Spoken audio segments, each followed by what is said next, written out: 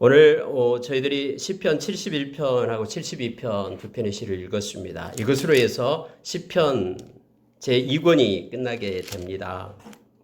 여러분 2권이 끝나게 되죠. 2권까지 해서 그 72편이 기록이 되는데요. 그 중에서 60편이 다윗이 쓴 시가 되고요. 나머지는 12편이 됩니다. 오늘 71편은 다윗이 쓴 시죠. 제가 착각했습니다. 71편은 작자 없습니다. 작가가 없고요. 무명의 시고요.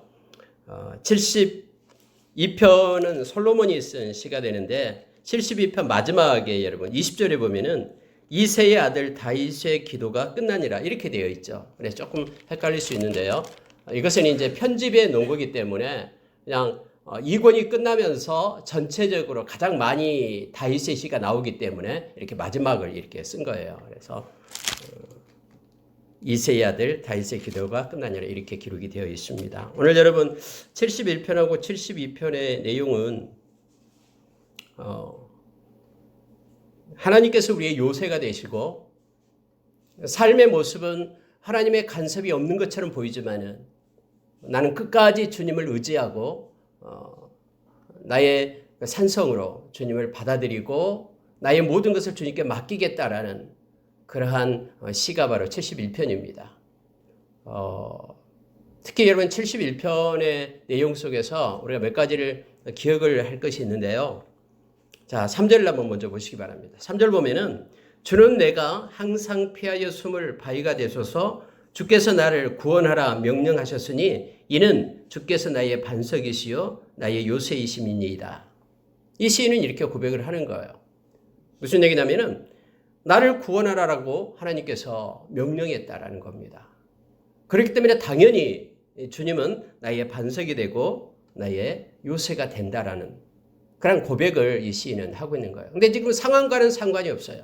상황은 지금 막 곤란한 중에 어려움 속에 지금 빠져 있는 자신의 모습입니다만은 그러나 결코 하나님께서는 나를 외면하지 않을 거고 하나님의 때에 하나님께서는 나를 구원하실 거다. 왜냐하면 하나님은 이미 나를 구원하라고 명령하셨기 때문에 그분은 나의 요새가 되고 반석이 되신다라고 고백하면서 쭉 이제 시를 적어갑니다. 그러면서 여러분 5절에 보니까요. 주 여호와여 주는 나의 소망이시요 내가 어릴 때부터 신뢰한 이시라. 주님은 제가 어렸을 때부터 특히 이 시를 우리가 읽었습니다마는 뱃속에서부터 주님은 나를 택하셨고 어렸을 때부터 저는 주님을 신뢰해 왔습니다. 그러니 주님 내 인생 끝날까지 주님께서 책임져 주십시오. 라고 지금 기도하는 내용으로 나타나고 있습니다. 왜냐면요. 자, 9절에 보니까 이렇게 나와요. 늙을 때에 나를 버리지 마시며 내 힘이 쇠약할 때에 나를 떠나지 마소서.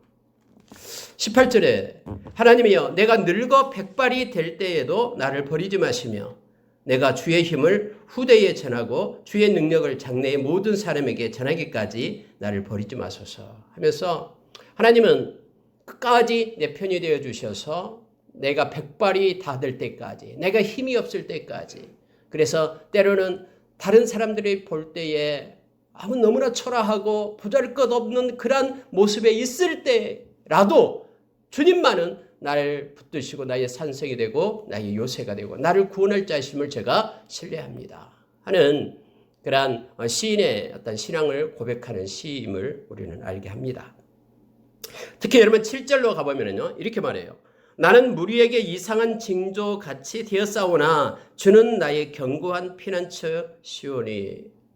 여러분 여기서 무리에게 많은 사람들에게 이상한 징조같이 되었다라고 고백을 하죠. 이상한 징조같이 되었다라는 거예요. 이것은 무슨 얘기냐면요. 시인의 고난받는 어떤 처지 그가 병들었거나 구체적으로 나와 있지 않습니다만은 여러 가지 사업이 망했거나 어떤 상 가운데 정말로 하나님이 도움을 주지 않는다라는 그런 상태, 외적인 모습을 얘기하죠. 이런 고난받는 처지가 많은 사람들의 눈에는 이상한 현상으로 비춰졌다라는 뜻이에요. 사람이 볼 때 참 이상하다. 저렇게 하나님을 열심히 섬기고 예배하는데 저 사람이 왜 그러지? 이렇게 이상한 징조같이 되었지만은 그렇다고 해서 내가 주님을 떠나거나 포기하지 않습니다. 이런 고백이에요.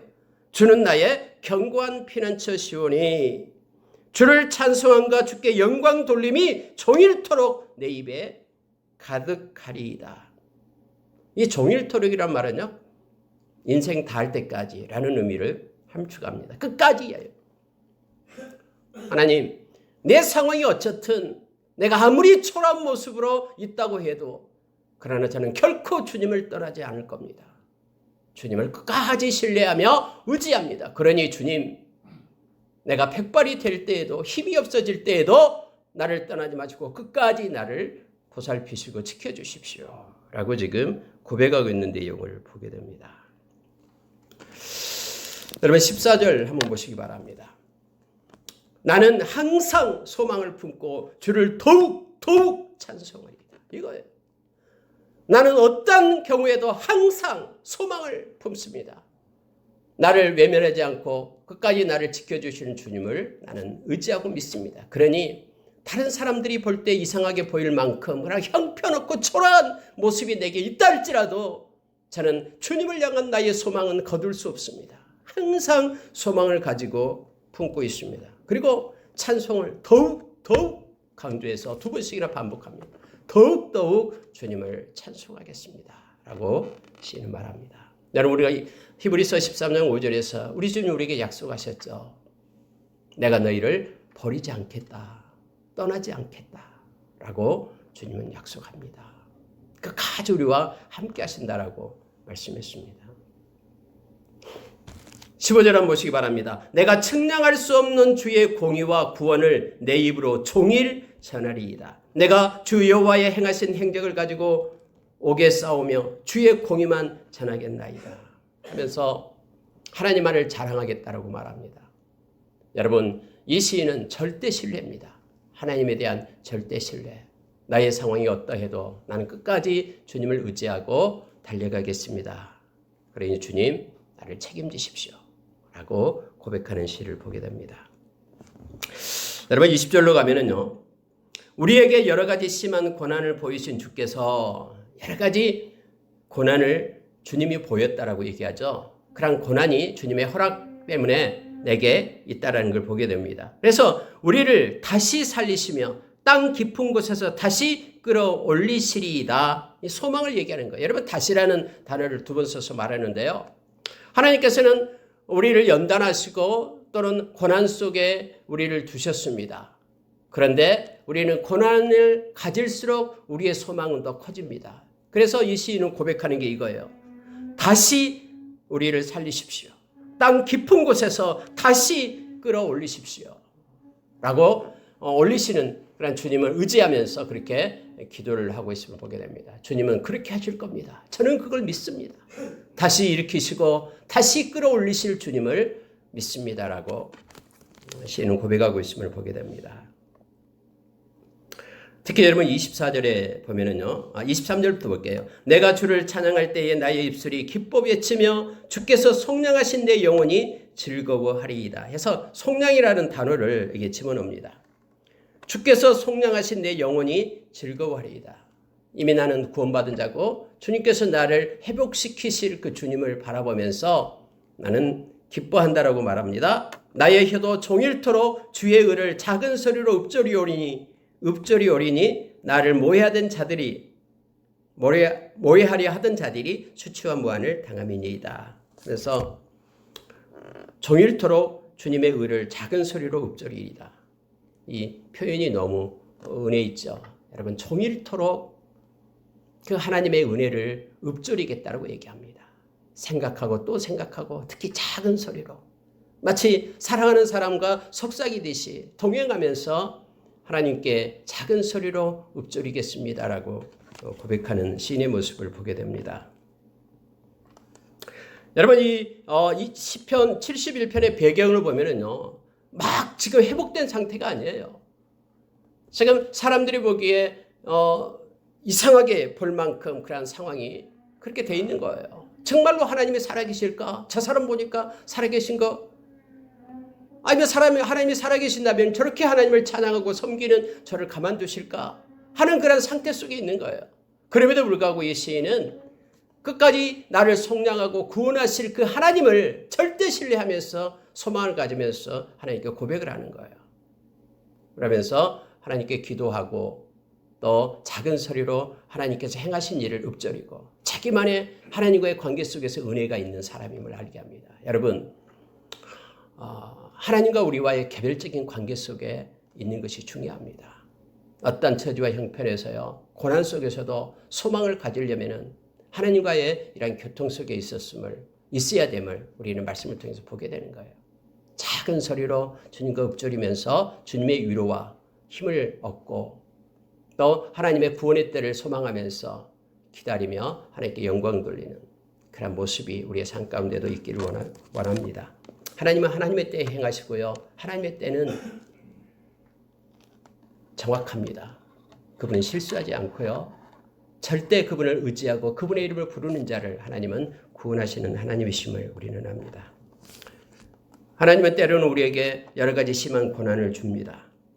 그 이유는 성경에서 여러 가지 것들이 있습니다. 특히 히브리서 12장에서는 우리에게 가르쳐준 것들이 있죠. 우리를 거룩한 자로 세우기 위해서, 그리고 하나님의 의를 따라 살게 하기 위해서, 세상이 줄 수 없는 하나님이 주는 평안을 경험하고 평안 안에 거하게 하기 위해서라고 히브리서 12장에서는 우리에게 가르쳐주고 있음을 봅니다. 그래서 궁극적으로 성도에게 임하는 모든 고난은 성도에게 유익한 것입니다. 로마서 8장 28절의 말씀처럼 모든 것이 합력하여 선을 이루시는 그 하나님, 그래서 성도에게 임한 모든 고난은 하나님의 허락하에 주어진 것이고요. 그를 통해서 우리를 유익하게 연단시켜 하나님의 사람으로 온전케 세우는 것임을 우리는 기억해야 됩니다. 절대 하나님은 우리를 떠나지 않습니다. 그래서 고난이 올 때마다 하나님의 고난을 통해서 행하실 일을 더 크게 소망하면서 더욱더욱 하나님을 찬양하며 나아가는 저와 여러분의 모습이 있기를 원합니다. 여러분, 72편에서는요, 솔로몬의 시인데요. 여기에 보면은 이게 과연 하나님께 드리는 찬양인가 하는 식으로 우리가 생각하는 경우가 있어요. 마치 솔로몬 왕에 대한 이렇게 찬양만 막 나온 것 같은 그런 느낌을 듭니다. 그러나 여러분, 여기서요, 하나님이 함께하는 사람, 함께하는 그런 나라에 대한 것을 솔로몬은 대표성을 가지고 여기서 나타나기 때문에 하나님의 백성에 대한 하나님이 살아계신 하나님의 그런 축복으로 이것을 우리가 보기를 원합니다. 그래서 여러분 72편 1절을 보면은요, 하나님이여 주의 판단력을 왕에게 주시고 주의 공의를 왕의 아들에게 주소서. 그가 주의 백성을 공의로 재판하며 주의 가난한 자의 정의를 재판하리니 의로 말미암아 산들이 백성에게 평강을 주며 작은 산들도 그리하리로다. 왕에게 그러면 자기를 이제 가리키죠. 솔로몬 왕을요. 근데 여기서 이제 솔로몬 왕이 원하는 게 뭐냐면은 지혜를 얘기합니다. 이 판단력이라고 말하는 것은 지혜를 말하고 있는 거예요. 하나님, 주의 판단력, 주의 지혜를 왕에게 주십시오. 저에게 주십시오. 이렇게 고백하면서 시작합니다. 그래서 여러분, 하나님이 주신 그런 지혜와 하나님이 주신 그 공의를 가지고 하나님, 저가 가난한 자를 세우겠습니다. 억눌리고 힘든 소외받은 사람들을 주님의 이름으로 그들을 회복시키고 그들을 세우겠습니다. 라는 시예요. 그래서 여러분, 내용 전체를 보면은요, 다 그런 내용으로만 이루어져 있습니다. 특히 여러분 12절에 보면은 그는 궁핍한 자가 부르짖을 때에 건지며 도움이 없는 가난한 자도 건지며 그는 가난한 자와 궁핍한 자를 불쌍히 여기며 궁핍한 자의 생명을 구원하며 그들의 생명을 압박과 강포에서 구원하리니 그들의 피가 그의 눈앞에서 존귀 여김을 받으리로다. 이런 내용으로 쭉 연결이 되는 거예요. 즉 가난하고 소외받고 하나님이 주신 그러한 지혜를 가지고 이 땅에서 힘들고 소외받는 그들을 세우게끔 하십시오.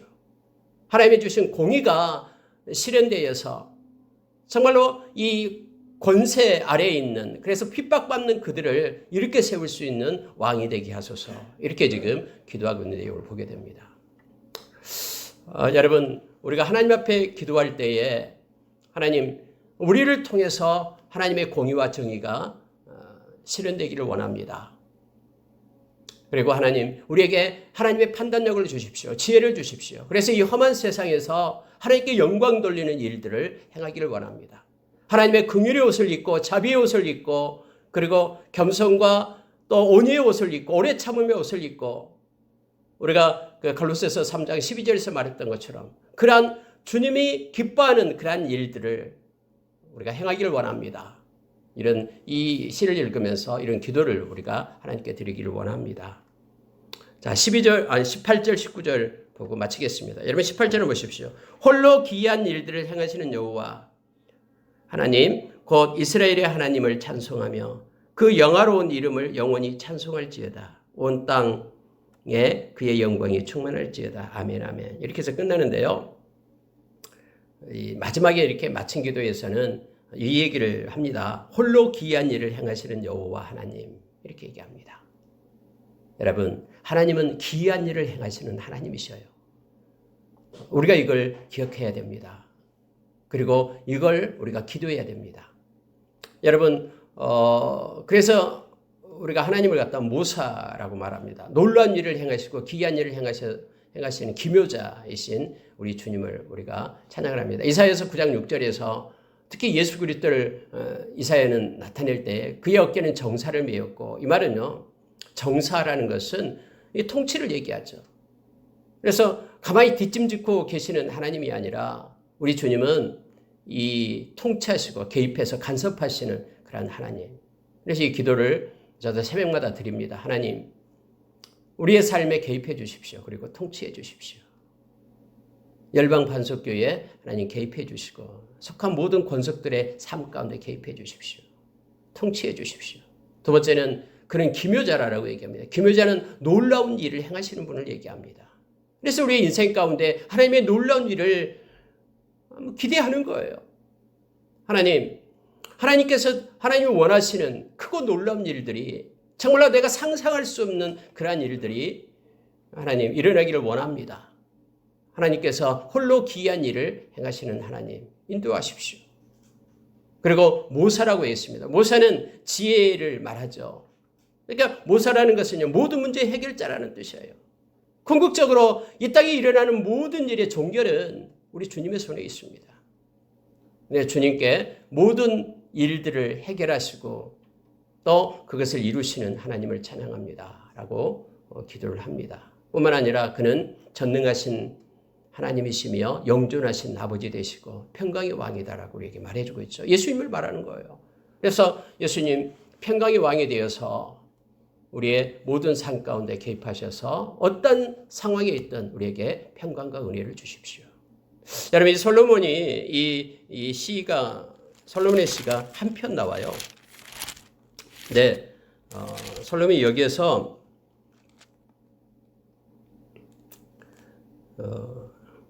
마지막에 이렇게 시를 말하고 있는데요.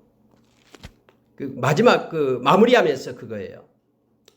홀로 기이한 일을 행하시는 여호와 하나님 곧 이스라엘의 하나님을 찬송하며 그의 영화로운 이름을 영원히 찬송할지어다. 온 땅에 그의 영광이 충만할지어다. 그래서 위의 내용과는 다르게 하나님께서 나에게 공의를 주시고 판단력을 주셔서 잘 통치하고 간섭하고 나라를 세우고 그리고 나서 이제는 이 모든 일들은 기이한 일을 행하시는 분은 하나님이십니다. 라고 고백하면서 이 시를 마치는 거예요. 영화로운 이름을 찬송합니다. 라고 마치는 거죠. 그래서 마지막 부분을 우리가 기억하면서요. 우리의 삶 가운데도 기이한 일을 행하시는 하나님, 그 하나님을 소망하면서 기도하며 또 아침에 하루를 시작할 때도 하나님 오늘 하루 나에게 기이한 일을 행하십시오. 하나님의 놀라운 일을 기대합니다. 라는 소망을 가지고 하루를 열며 또 주님과 겸손히 동행하는 우리가 되기를 원합니다. 이렇게 기도하겠습니다.